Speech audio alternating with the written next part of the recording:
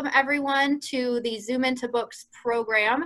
Today we are chatting with Landau Murphy, winner of season 6 of America's Got Talent and Headline Books author, with guest interviewer Burke Allen from Allen Media Strategies. So without further ado, go ahead and take it away, Burke and Landau. Thank you both so much for joining us. Thank you, Ashley. Hey, Landau, how's it going in my hometown of Logan, West Virginia? Going good, man. Just relaxing, getting ready to do what I need to do to get back on the road. This is 2 months as we do this that you haven't done a live concert. You haven't been able to give hugs. You're a hugger. You haven't been able to sing to people in person. That's got to be tough for a guy who spent the last 10 years traveling all over the world to entertain. So I'm curious as to how you're getting by. Just, hanging out with my son. Eases my mind, staying, busy here, doing things on social media and, thinking of new music, stuff like that. Just preparing myself for when it does, start to turn around. Well, one of the things that we had an opportunity to do shortly after you won America's Got Talent was team up with our friends at Headline Books to tell your incredible backstory. And we're going to get into that in today's Zoom Into Books. I do want to remind you that if you're a music fan at all musicians all over the country are unable to get out and be on tour and provide for themselves, provide for their families.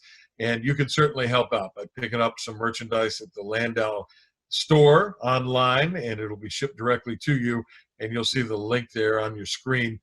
We also have a very limited number of autographed copies of Landau's book, From Washing Cars to Hollywood Star, from Headline Books, and you can pick those up on the Headline Books website, headlinebooks.com, if you'd like a personally autographed copy from Landau. And I want to take you back in time a little bit as we look at these different pictures and sort of peel back the onion of your memory. And Shaylee, if we can take a look at the next set of pictures, because I think this is going to get us way back to the very beginning. There's a copy of the book, and the picture that was taken on the cover of that book, do you remember where you were when that was done? Yeah, I was in I think I was in Hollywood. I was getting ready to do my first album, and I did a photo shoot. And I happened to do that. That ended up being a part of a poster too. That's exactly right. And you always told a great story about the clothes that they brought in for you. You're a kid from Logan, West Virginia, who had won the show with, I think you said, just your tennis shoes that you had and one decent pair of jeans, and then suddenly these people are bringing racks and racks of suits in for you. Yeah, that first picture up in the top left is what I actually had when I got to New York. That's that was it. I think that's a Rockaware shirt. Yeah, a corduroy jacket. I bought the jeans when I got there, and I bought some PF flyers as soon as I got to New York. Why did you decide, and by the way, a lot of these topics we're going to talk about today are explained more fully in the book, but why New York? Because you could have auditioned, I'm sure, somewhere closer to West Virginia, but you picked New York specifically to go to. Why is that? Well, that's the whole vibe of Frank Sinatra. So, when I wanted to sing that song, I wanted to be in a place where you would see Frank Sinatra singing. Plus, it's a place where people, don't have the courage to try to sing. That's a big deal. And then there's I felt like if it's Frank Sinatra, it's got to be New York, Vegas, or Chicago. And I wanted to go I had already been to Vegas, so I wanted to see New York. And that gave me a reason. So I saved all the car wash money that I had left or whatever, and I bought a ticket. Wow. And you talk about an experience that changed your life forever. I mean, you talk about in the book, and by the way, the book is available at headlinebooks.com. They have some autographed copies of this amazing story where you get to the Jacob Javits Center, which has been in the news again recently as they converted it to an emergency hospital in the middle of the pandemic. But it's a huge civic center, convention center area. And when you got there, it was super early in the morning. What did you see when you arrived, and what did you think? Oh, it was just a long line of people. I mean, I was probably at least 6 blocks away from the building. I could see the building because the Jacob Javits Center is so big from where we were standing, but we was like far away from this building. And then, you know, you saw the behind the scenes, like the camera crews coming around and interviewing people, and you know, they got the boom riding on this little car so they can zoom into the whole crowd and all that. It was just wonderful, man. Just it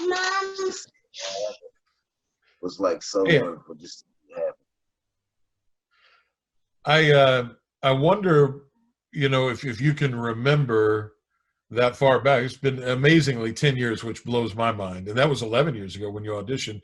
Can you remember what you felt when you got there? Were you excited to be a part of auditioning for America's Got Talent? Were you nervous? Did you see those blocks and blocks of people that were lined up before you even got into the building and think, man, I don't even have any chance in this. What am I doing here? What was inside your mind whenever you first got there? I think all of those things. But the thing was to just have the willpower to just say, man, I'm here. Like, I'm standing here. I might as well do it. I mean, like, even on the show, when they asked me if I ever auditioned for anything, I haven't, because I was always afraid to.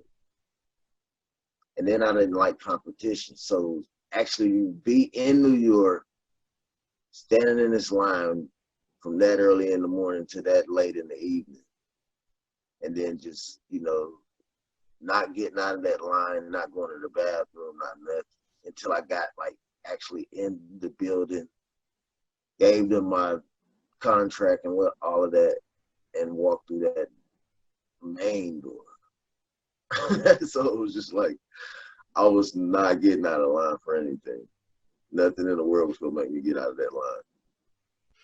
Hey, if you're just joining us, Landau Eugene Murphy Jr., my buddy and the season 6 winner of NBC TV's America's Got Talent, is our guest on Zoom Into Books today. And if you are coming in late, we ask you to please mute your telephone or your computer so that we can hear Landau perfectly from his mountaintop home in Logan, West Virginia, where he is off tour and hanging out with us today to talk about the book and his background.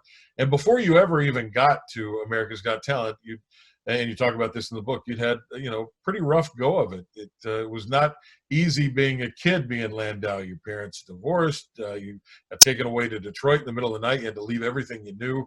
And then it's a series of jobs, and you know, and not great jobs. And you have kids, and you're no longer a kid. And you wind up being a lot older than a lot of the other people that are auditioning for America's Got Talent. You see some photos there of you with the little kids from the Silhouettes. And I wonder if, as you looked over at those kids, you know, what internally is happening. Here you are on national television. There's a chance you're going to win this entire thing. But if you do, that means you're taking it away from 24 cute little girls across the stage. So how do you balance that whole thing out? Oh, it was tough, and it's exactly like I had just said. I wasn't in it for the competition. I was just really just trying to, like, do something to put my life back together, because it was like falling apart at that time. And so, but even to get to that point of standing next to the Silhouettes at that last moment, I just, somewhere in me, I knew they were going to win. But then when they announced my name, it just, I didn't even really know how to take it. I just stood there, and I remember all of them running over and hugging me. You know, but I don't know, man. That was something that I'll never forget. I'll never forget that moment for as long as I live.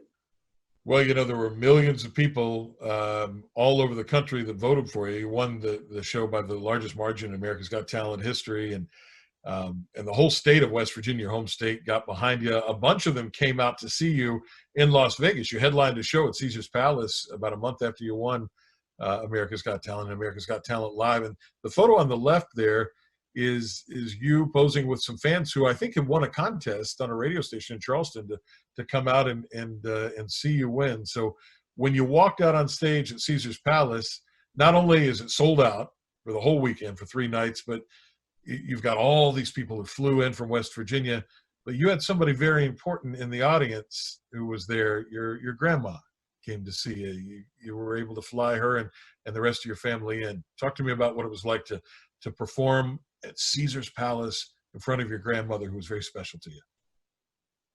Oh, that was amazing because like I said, I was just doing my thing, just trying to fix everything, but I had got so far at that point, and I'm standing in Caesar's Palace. I'm on stage going through like a little show rehearsal with Jerry Springer. With Jerry Springer. Jerry Springer was my MC. And me and him used to just have like so much fun. Like before doing the rehearsals and things like that, we would clown around and I would like beatbox for him and he would rap. And then he would like sing like, yeah, man. That's where I came up with that whole gin and juice thing. I was with Jerry Springer at Caesar's Palace. And we got to talking about genres of music or something. And he was asking me like sort of like this, like, why did you pick that genre? And I was like, well, I like all music, but you know, I could do like hip hop like that. He was like, yeah, bust out a little Snoop Dogg. You know, I don't know if he was being funny or, you know, and I just did it. I did it like right there. And he was like, that's actually amazing. You know, dude, he gave me his phone number and everything that day. You and Jerry Springer, who would have thunk it? Amazing. Landau Eugene Murphy Jr. is our guest today on Zoom Into Books with our friends from Headline Books. You can pick up an autographed copy of Landau's book, From Washing Cars to Hollywood Star, at headlinebooks.com or at landaumurphyjr.com. And you can help support Landau and the band while they're off the road during the pandemic. I've known you now for an awful long time, and I know that, like many other folks from our home state of West Virginia, you're a pretty humble, gracious guy. So I'm not going to expect you to talk about this, but I'll talk about it for you. You have spent the better part of this last 10 years helping raise money for folks back home who are less fortunate, including the Children's Home Society. And you know, this whole journey has taken you all over the country, all over the world. There's a picture of you there with your co-author, Rick Robinson, telling your home story. Were you cognizant, Landau, that your story was so unique and would mean so much to so many people, or was it just your life and you kind of thought it was no big deal? No, I actually did it for the reason to just, you know, tell people that, you know, the stuff that I did go through before all the fame and before all the money. You know, because there's like a lot of people, even the people around me didn't even know this. Like a lot of the people didn't even know my name was Landau. Like, you know, because we all called you Dooney. Exactly. What's up, Rick? How are you doing, Dooney? What's going on, man? I'm all right, buddy. That's our Apologies, co-author guys. of the book. I'm in the middle of the country and had a little bit of trouble with the internet here today, but I'm glad to join my friend Landau Eugene Murphy Jr. and Burke Allen. How's things going, gentlemen? Hey, Rick, we're doing great. That's our co-author of the book, All About Landau, and you chimed in at a perfect time. We actually have some pictures up on the screen of you interviewing Landau and trying to get that backstory. So let me throw this question to you, Rick. You know, we look at that picture of the two of you, and you look somewhat different. There's just something about Landau and you that is not the same. So how do you get that voice? How do you get that whole thing? That was the hardest thing for me to do. When Landau and I met, the first thing that we met at a concert that he was doing in West Virginia. Kathy Dietz at Headline Books calls me and says, hey, I got the rights to write the story of Landau Eugene Murphy Jr. And I said, great, that's going to be a good book for you. She said, I want you to write it. And I said, man, how am I going to come up with the voice of this guy? And so funny thing was, we pulled in that first concert where I met him. We happened to pull in right behind you two guys.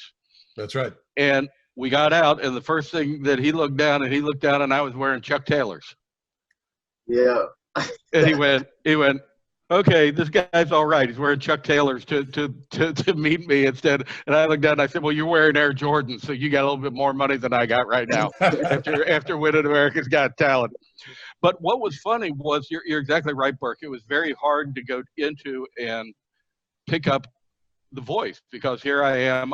I'm much older than Landau. I obviously have a different hair color, although there's a story behind that too. He wanted me to wear a wig, Dreadlock wig. A dreadlock wig one night and go out and pantomime to a crowd while he sang in the background. Again, I'm sure that was something that would not be approved by management, but Correct. But we really kind of hit it off that first night. I mean, it was one of those things of, you know, he had this great story to tell. You know, I'd been a fiction writer up to that point, and everything that I had written at that point had been fiction. It wasn't a matter of this story was better than fiction. This story had everything in it, and it was a story that that was of faith. But here I am trying to talk in his voice. So here's what I did. I recorded everything we did, everything, even the things we would never put on paper as we were sitting around laughing. But when I got back and I started trying to dictate that into just typing on the keyboard, I wasn't able to do it. I wasn't able to pick up on it. And I did something I've never done before in writing, and that's I went out and I bought voice recognition software. And Landau doesn't know this, but I started doing impersonations of Landau when I was reading the words that you have to read to set up the software. And so to come up with his voice, I literally used his voice. You know what I'm saying? Know what I'm saying? Know what I'm saying, Landau? I love it. So when I would dictate the stories and I would dictate the language that was in the book, I was actually doing my Landau Eugene Murphy Mr. Dooney impersonation to come up with a voice. And and that was how we did it. I mean, I don't know how I ever could have, because when he told me the story, you're right, Burke, I'm sitting back going, how in the world am I going to be able to write his story in his voice? And Amazing. It all worked out. It ended up all working out. Rick Robinson, the co-author of Landau's book, and if you'd like to pick up an autographed copy, you can get them at headlinebooks.com. There's a link in the chat room there, and also if you're watching on Facebook, we'll post it there as well. Now, Rick, you're a music fan, and so Landau's brought you into the inner circle, and there you guys are with the former lead singers of the Drifters and the Platters. As a musician, what did you bring into Landau's story? Because you knew a little bit about how that whole thing worked, but of course, this was at a whole different level for you. This is a whole different level. I mean, I'm used to playing in garage bands, and Landau laughs at me because the last band that I played with was an Irish punk rock band. I never could get him to sing any of the Irish folk songs with me and punk them up. But what was cool was to see the quality of musicians that came together so quickly that ended up becoming the Landau Orchestra. I mean, we're not talking about, these aren't, if I were to get on stage, his lead guitarist Dale would make sure they would unplug me, and I would just be there for show. I mean, Dale is a great guitarist. He had the people in this band are just solid. That was probably the first thing that attracted me to want to do the book, was when I saw the first show and I saw how tight the music was. This was not just, oh, some guys won an award and we're going to put this band together, we're going to do a couple shows. No, these guys were tight. These guys were as tight as anybody you'd ever listen to. I think that's what's led to the longevity in Landau. 10 years after winning America's Got Talent, his career is bigger and better than ever. I think one of the other things, and Landau, I would love to hear your thoughts on this, is just how much love and support you got from your home state of West Virginia. There's a photo there of you singing the national anthem at the governor's inauguration. How important to you do you think that backing from West Virginia has been in the longevity of your career? I needed that confirmation. Actually, I was doing a whole lot of things around here with a blues soul band that I had. So I was pretty much moving around West Virginia. People were starting to recognize my name as, not as Landau though, it was Dooney. And I had a Dooney Tunes. Yeah, I had a And then band called Top Shelf, and that was, you know, so when I went on television, I couldn't tell anybody, so it was like a big more tickets to the thank you. Avengers, and Yeah, yeah. you know there were It was like, just incredible number of people showed up for your welcome home parade. You know, the governor gave you that Citizen of the Year award. So, I mean, it must have been a mind blowing experience. I can't even imagine what it would have been like to be you, to see that outpouring of love from West Virginians.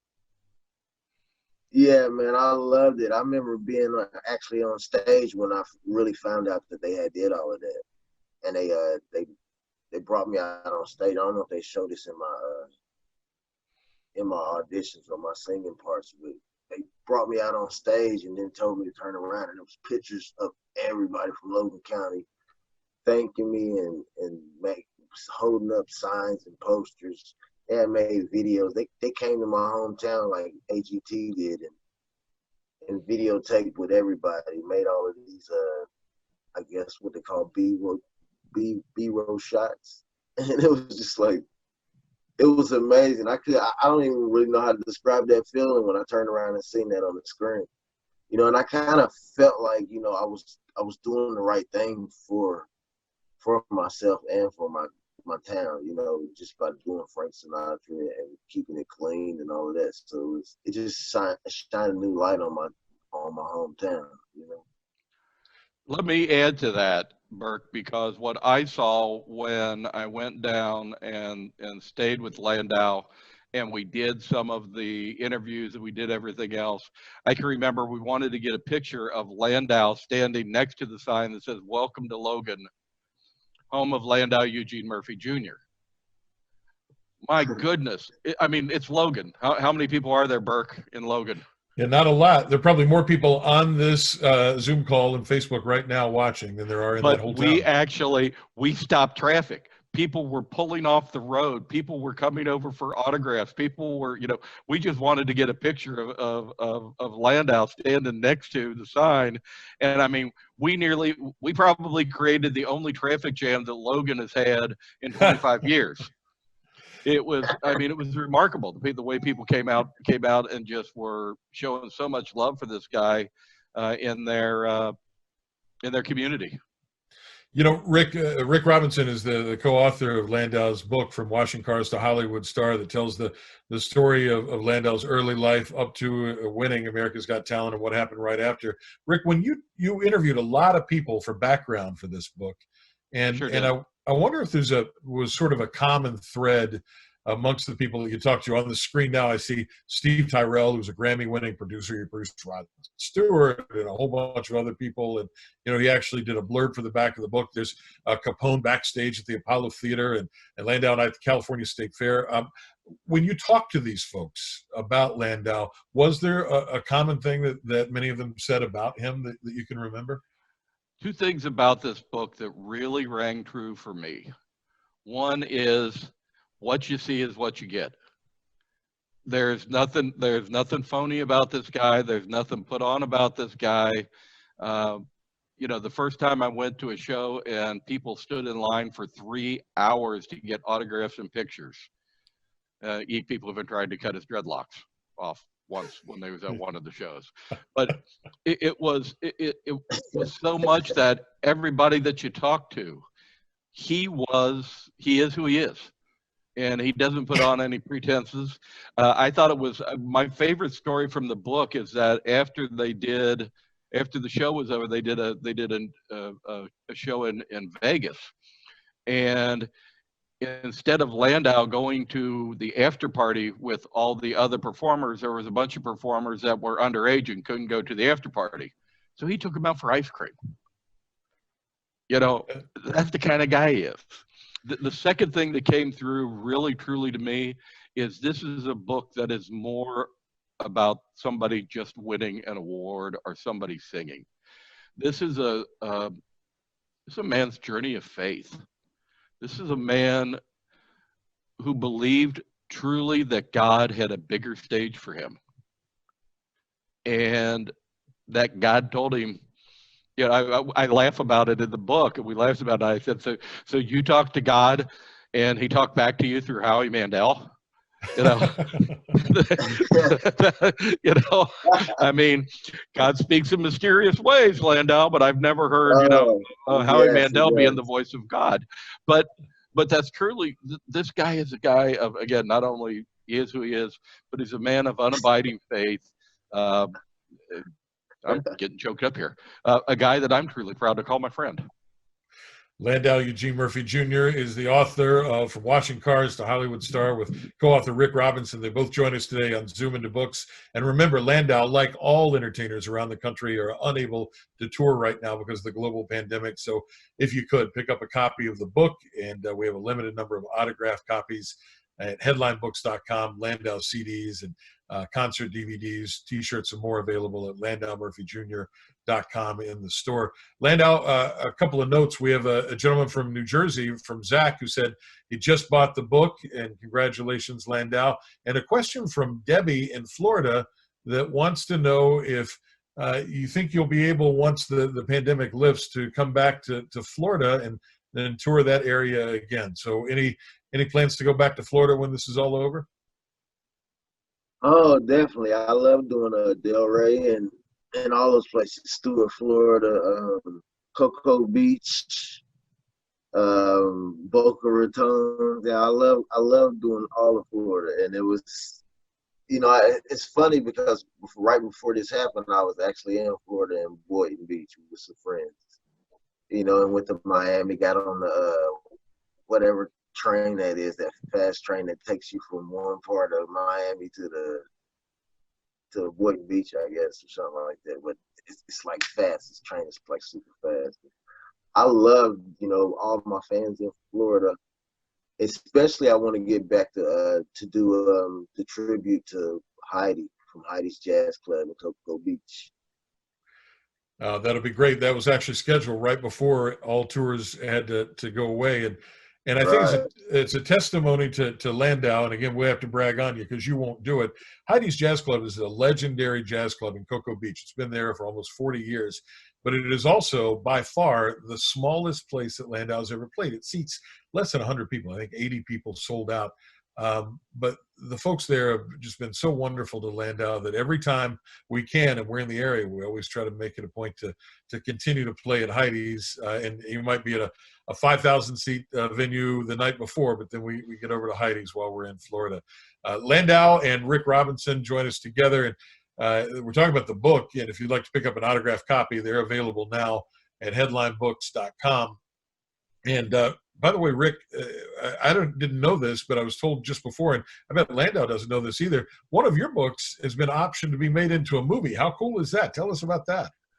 Well, that was very cool, but as with most options, the option has run out. But yeah, actually, the third book that I wrote was a book called Manifest Destiny, and they were looking at it to make it into a BBC series with the characters involved. I'm sure we would have had a lounge singer somewhere, Landau, in one of the series. But yeah, it ran out, and we're actually looking at right now a couple of the other books that people have shown some interest in. Not only write political thrillers, but also end up writing some what I call coming of age novels for old guys with gray hair that never came of age. And those have been Alligator Alley and Promise of Cedar Key. We've had some interest in there. Hey, there's that picture. When we took that picture, honestly, that was the picture. You'll see people across the street. There's a guy stopping. People are honking. People are pulling off the road.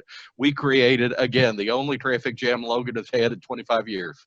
That's the picture you got on the screen there. Oh, and there at the bottom is at the very bottom is the house when we talk about early in the book about Logan growing up with his dad and his dad playing music in the basement and playing Stevie Wonder and Smokey Robinson and all that stuff. That's those bottom two pictures on the left-hand side. That's the house that he grew up in. There were some dogs in there that day that we went by to take a picture. I was a little. The house had been long abandoned, and Landau was going, let's go down in the basement and get some pictures of Dad's paintings that he put on the wall. And I'm going, dude, I am not going in when there's barking dogs. That is not going to happen. If you want the camera, you can walk right down and take those pictures yourself, dude. That is not happening on my end. Rick said they pay me, but they don't pay me that well. See, here's one of the problems, Burke. Yes. Is that when you saw like the picture of being at American Library Association or anything else, getting Landau and I are together without management involved, without you, without his manager or Kathy Teeth, my publisher. Landau and I together are bad. That we're just bad for each other. We always find a way to get ourselves into mild trouble, but trouble nevertheless, and have a little bit of fun while we're there. Yeah, it's tough to keep you guys between the lanes of the highway. There's no doubt about that. So Rick had some book option to be made into a movie. Landau, you actually made a movie a couple of years ago, and again, I want to peel that onion back for you. Here you are, you're being filmed to be in a movie. You won this huge national TV show. You toured all over the world, and then you look at pictures like the pictures that are on the screen right now, and you remember where it all started. And I wonder if that beginning, which humble is a generous word, if those beginnings have helped keep you grounded through this whole thing. Yeah, those beginnings and everything else in between, all the ups and downs. I try to turn them all into a positive, whether they were negative or whatever. I just didn't want to give up. And then to actually gain all the fame and then, win the awards and all this stuff, it's like you don't take it for granted.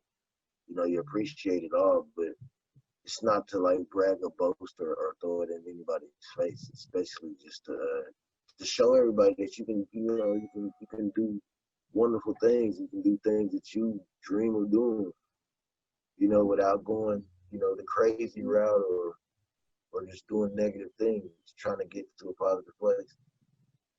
One of the things that you and I've worked on for all these years together is basically you being yourself, because there are lots of pressures in the entertainment business to try to mold somebody or change somebody, and you've always stuck to your guns to be who you are. And there probably have been some cases, I guarantee you there have been some cases where had you acquiesced, had you given in, maybe some bigger or different opportunities might have come your way. But you did it your way. You said, look, I want to live in West Virginia. I can fly out to do shows. This is my home. This is where I want to be. I want to do the kind of music I want to do. I want to do the Great American Songbook. I want to do classic R&B, the music I grew up in. Any regrets from you about sticking to your guns and doing it your way, knowing that maybe there could have been more money, there could have been more prestige, but you wanted to do it your way, or are you comfortable with that decision 10 years later? Oh, I'm glad I did it my way.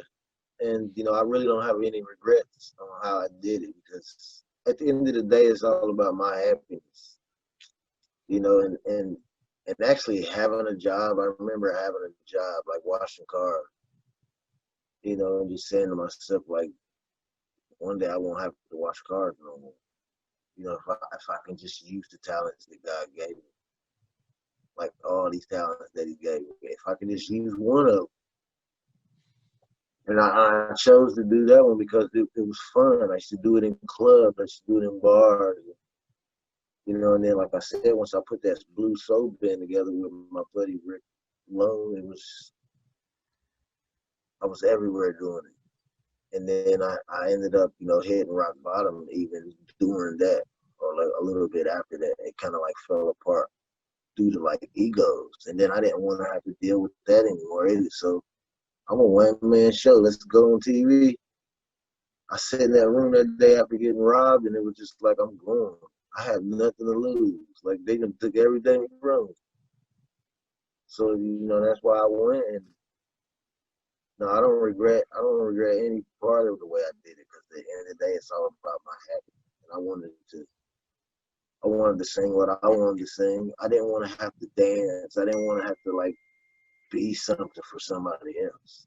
It's like, okay, y'all took everything away from me. Now let me go get what I need to go get to show the world, that I can follow my dream, that I can be somebody or something. It's just, you had nothing to lose. That's that fire. It's like, let's go. But that's the beauty. That's the beauty of the whole book. That's the beauty of his whole life, Burke, is that all of the experiences that we write about in the book and that I was able to put down and get out of him and get into the thing, that's him, man. It's not a it's not a fiction tale, man. It's his life. It's who he is. It's how it comes across on stage. So cool. I mean, when I tailed him one night at a concert and walked around where there's a song where the band is playing and he sneaks to the back of the room with the microphone and then comes walking through the crowd. And you look at the people that come up to him and hug him and want to say hi to him, and he's singing when he's doing it, and there's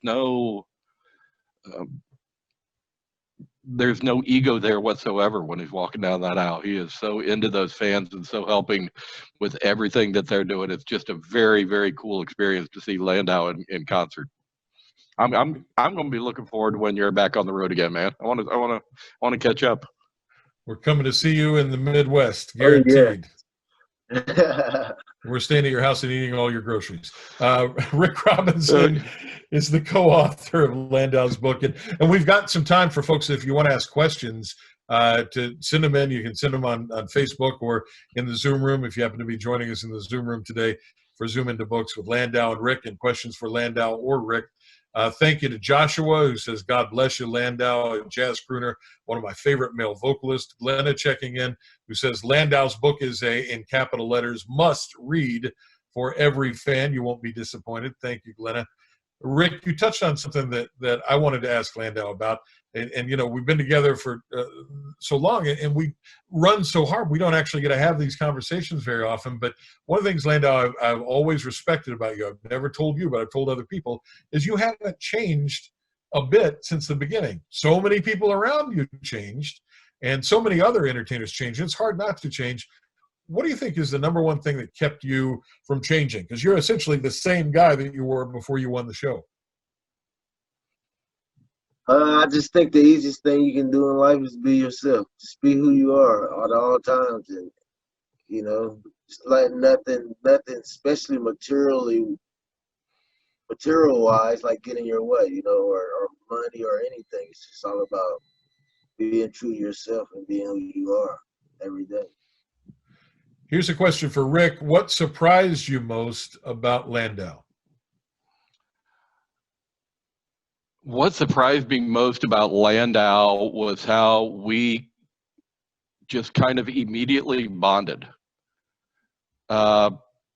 When I first arrived at this show, I was actually doing it as a favor to Kathy, my publisher, to just go in and say, okay, I've talked to this guy. He doesn't want me to do his book. I don't want to do his book. This is probably not going to work. We're going to have trouble doing this thing together.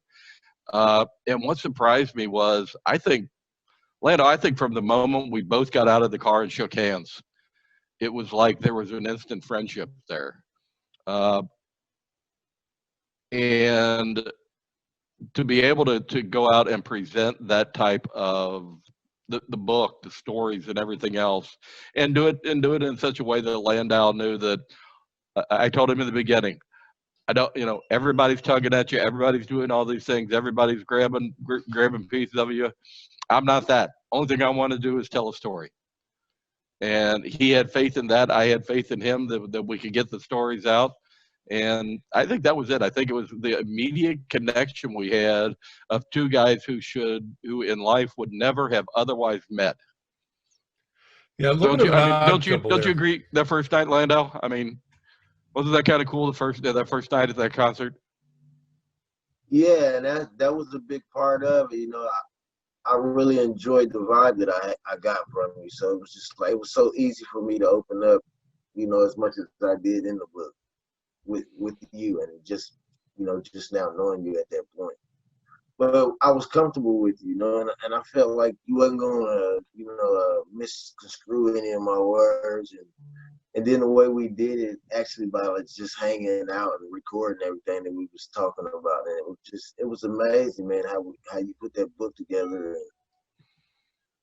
and you know, and it touched so many people's lives right now. I mean, I won a gold medal for that book. 2 of Yeah, we did. I got them. mine Yeah, autographed by Landau. yeah, I remember that. Yeah, I remember that. You know, but I think that was the surprise for me that he and I just connected so quickly and so smoothly and seamlessly. It's like I had met a guy that I had known all my life. Here's a question from some folks who said that they are looking forward to seeing you for the 40th time in concert. You've got and hopefully this will happen in Clarksburg at the Robinson Grand Theater, which is a beautiful performing arts center, July 11th. And of course, if they do have to postpone that show, we'll make it up and come back later. But folks like these folks are the Farrells, Jim and Carla Farrell, and they said they're ready to see you for the 40th time. So now that you've been doing this for a long time, Landau, I'm sure that you consider a lot of your fans friends because they've been with you for this entire journey. Yeah, a lot of them, especially around, my home area and across the state of West Virginia. It's a lot of fans that actually just follow me around. And they've been the Pharaohs have been to almost 40 shows or something like that. Yeah. Oh man. They've been to a lot of shows, and they bring me gifts like every time that they come to the shows, and I get to sit and talk to them, and they get to talk to me. It's a lot of fans around like that, that I've run across. I guess from just being nice, and letting them have that moment all the time. And that's just something that I want to, that's the way that I would like to be treated if I seen somebody that I like, was fanned over. Like, or just idolized, like if I seen Michael Jordan, I would want to get that moment, like, hey man, how you doing? Whatever it takes, but it's just, I just want to give everybody that same feeling that I would want if I seen Michael Jackson, or if I seen Michael Jordan, or Marvin Gaye, or Frank Sinatra, or Rick Robinson. Or Rick Robinson. I feel that way every time I bring the kids to see Landau Eugene Murphy Jr. Your stock goes up. One of my favorite stories is that when we went to get that award, I took my middle son with me to New York, and my daughter was very upset that she didn't get to go, and so Landau and Zachary actually sang a song to Mackenzie, my youngest daughter, mocking her that she was back in Kentucky and they were in New York together. So when you talk about sibling rivalries, he definitely set it off in the house.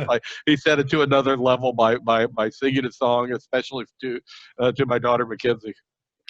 I love it.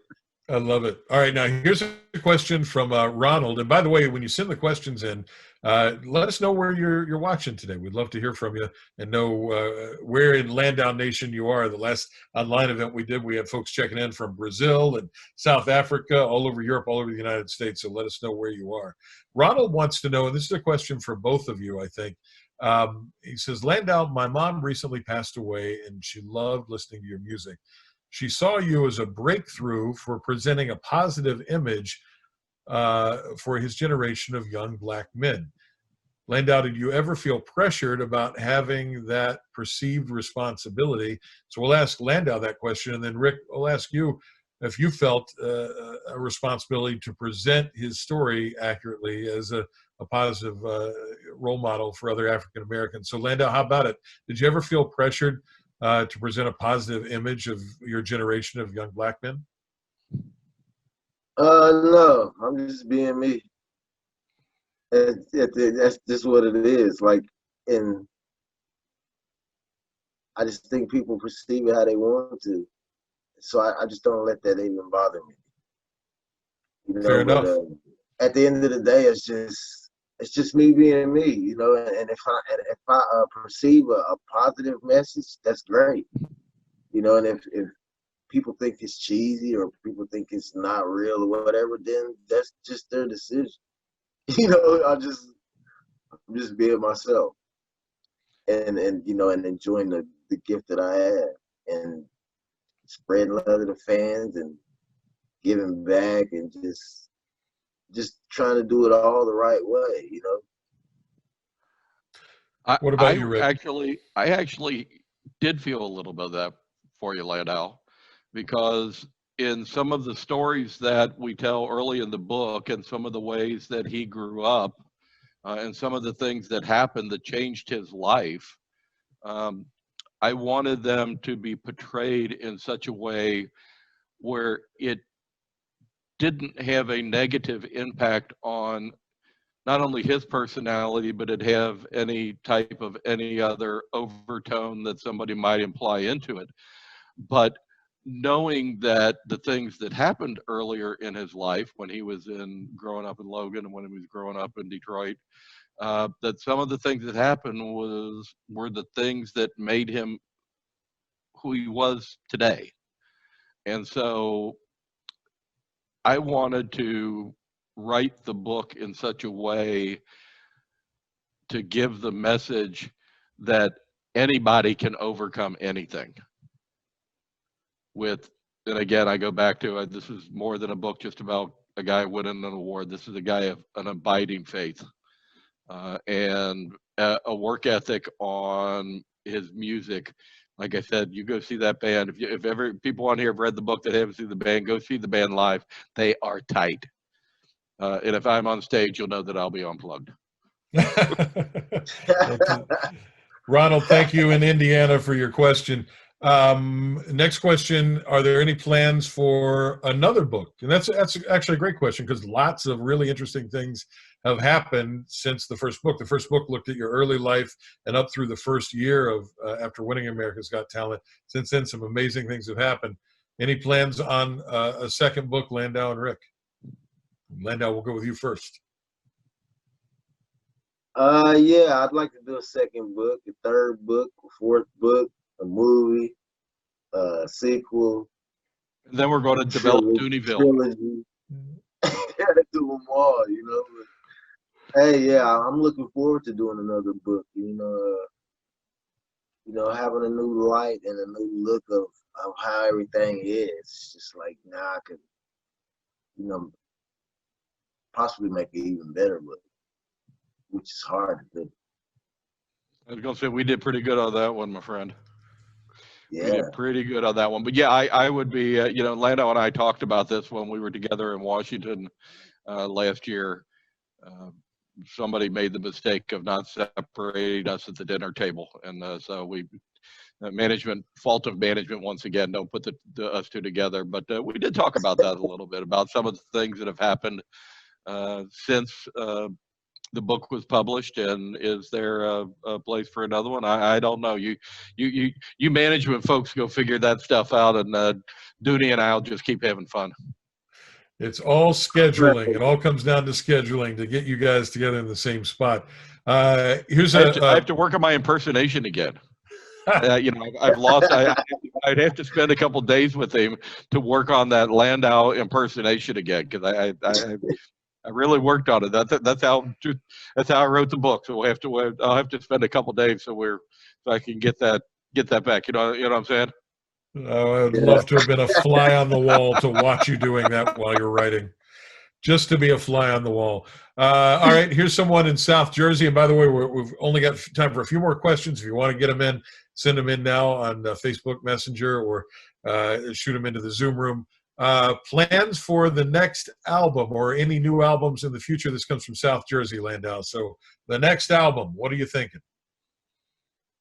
The next album is almost complete. It was just mixing it down a little bit and probably gonna add some things here and there before we release it. I guess this pandemic has like you know, postponed and pushed it back. I was trying to release it, you know, in the spring. Soon in the spring, but you know, it's coming together. So everybody just stay tuned, be patient, and you will get it soon. Okay. I think it's probably okay if you want to tip them off as to a little bit of what to expect and where it was recorded. You can expect some classic songs. Definitely that sung in the way that I would put my own twist to them. Actually recorded the whole album here in West Virginia, and in a studio with a friend of mine by the name of Richard Collins. He has a studio in Huntington, and I've been driving back and forth there. And we actually we started the initial recording live from Vegas on my birthday. So it's basically a live album, and now we're just kind of like mixing it all down and editing it all together. So live in nice. Las Vegas at Caesar's Palace, which brings you kind of full circle there to Caesar's. Here's a question from Youngstown, Ohio. I recall Landau being in Youngstown and mothers bringing their sons to Landau to speak to him, what an impact it made on those young men. When you talk to young people, what's the message you give them? Just keep your eyes open and just never give up. You know, it's a crazy world out here, but it's a lot of things that try to tear you down, but it's a whole lot of things that can lift you up. You just got to pay attention. And that was just the lesson that I had to learn, like, just in life. Just, you know, even when there's something bad going on, there's always something positive on the other side and coming right behind you. You just got to believe and set yourself up for that, though. You can't put yourself in bad positions and expect great things. You can't do it. You know, so you just try to put yourself in the right positions and keep your eyes open and, you know, and just never give up. Just believe in yourself. Because if nobody else believes in you, then you really have nobody that believes in you if you don't believe in yourself. So it's just like, even if I got that one, hey, it's me and that one all the way to the end. I love Maybe it. that's the next book title, The Zen of Landau Eugene Murphy Jr. We could, the Zen that you throw out, baby. I think we could all use a little bit of that positivity right now for sure. Rick, let me give you the last word on the book. Your time with Landau and writing this book, what does it mean to you after all these years? The funny thing is, and again, going back to it, is it's not the story, it's not everything else. Every time I see the guy, it's like, you know, last time it had been a year or so since I had seen him. And we just, you know, shake hands, hug, man, how you doing? And it's like we had just seen each other yesterday. It was just like we had been up to the Bob Evans the day before, you know, to have breakfast. And it's to me, it's not about the book. It's about a great friendship that I made that I will have forever. I love it. Yeah. Landau, how do you feel? I feel the same, man. Like Rick, you know, just seeing him again, it was fun, you know, because he's a fun person anyway. But I try to treat everybody that way, Rick. So that's really nothing special, man. No, there's nothing special about me. What you say? There's nothing special about me. No, but what I'm trying to say is, yeah, it was fun, like seeing Rick again, and we got to hang out. But, you know, I'm going to treat him like that, you know, whether it's a 5-year span or a 10-year span between the time we see each other, you know, with yeah, man. it's always love, you know, no matter where we go in life. Always. And incredible messages still flooding in. We've got some folks who are watching from Brazil today who just checked in. Someone says, a tremendous testimony, Landau, that your life is. Thank God for watching over and guiding our West Virginia boy. Love your fan always, from Mary. Thanks to everyone who watched today. And do remember that Landau and all musicians, if you're a music fan, all musicians unable to tour right now, please support them. Pick up a CD, a DVD, copy of the book on their websites, and help them to be able to sustain and get out there and perform for you again. Rick Robinson, the co-author, Landau Eugene Murphy Jr., thank you both for joining us. We appreciate it so much. This has been Zoom Into Books for Headline Books and Kathy and Ashley. Thanks, everybody, for watching. Have a great day. Bye now.